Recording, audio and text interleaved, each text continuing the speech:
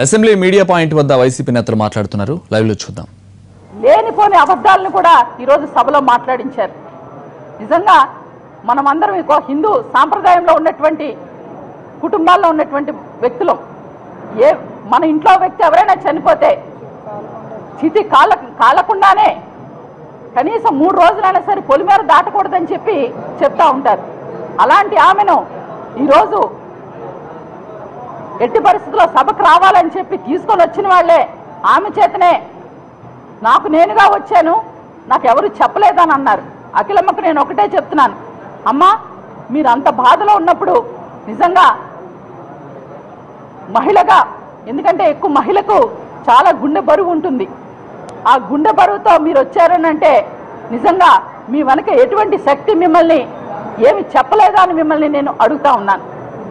అంతేకాదు ఇదే అఖిలమ్మకు అడుగుతున్నాను, మరి కొత్తగా నూతనంగా ఏర్పడినటువంటి ఈ రాజధానిలో అసెంబ్లీ స్టార్ట్ అయినప్పుడు 6వ తారీఖున 7వ తారీఖున కూడా మీరు అటెండ్ కాలేదు.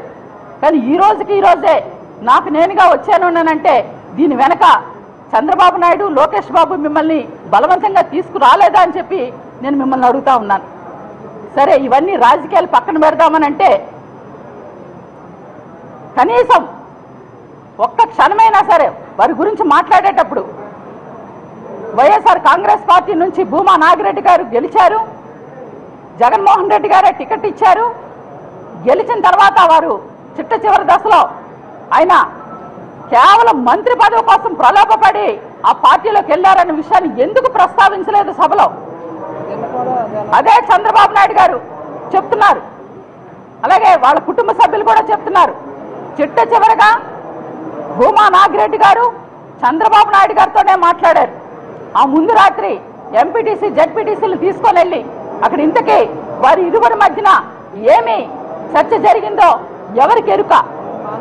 అక్కడ మానసిక శోభ ఈరోజు ఆయనకు ఒత్తిళ్లకు గురి చేసిన సంగతి నిజం కాదా అని చెప్పి మేము ప్రశ్నిస్తున్నాం.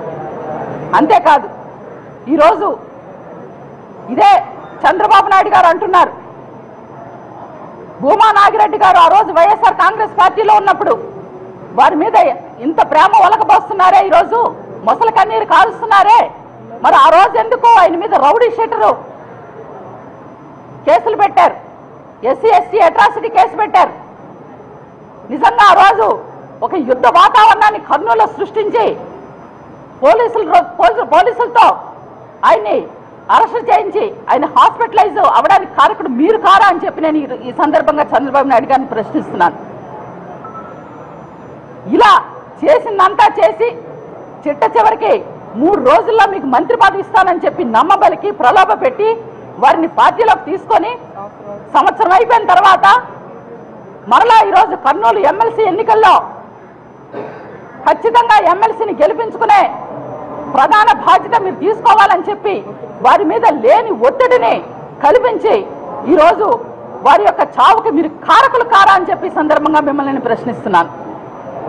నిజంగా గతంలో ఎన్టీ రామారావు గారు ఆ రోజు మీకు రాజకీయంగా భిక్ష పెట్టినటువంటి మహానుభావులకే మీరు వెన్నుపోటు పొడిచి వారు మానసికంగా క్షోభ చెంది గుండెపోటుతో చనిపోవడానికి కారకులు కారా అని చెప్పి సందర్భంగా అడుగుతా ఉన్నాను. ఇవన్నీ కూడా ప్రజలు గమనిస్తున్నారు.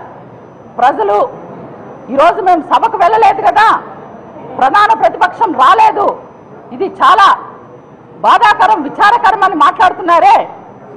ఆ సిద్ధాంతాలు